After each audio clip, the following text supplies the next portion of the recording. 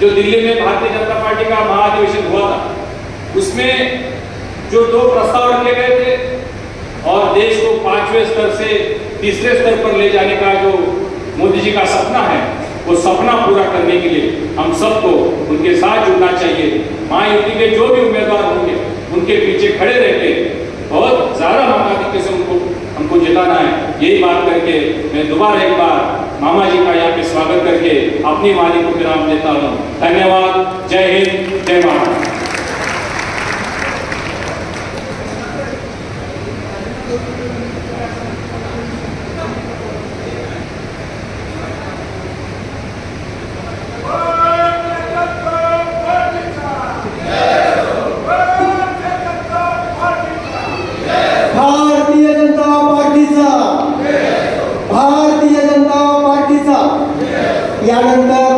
अशाच नवनवीन अपडेट पाहण्यासाठी आमच्या कोल्हापुरी कारभार म्हणजेच KK न्यूज चॅनेलला सबस्क्राईब करा।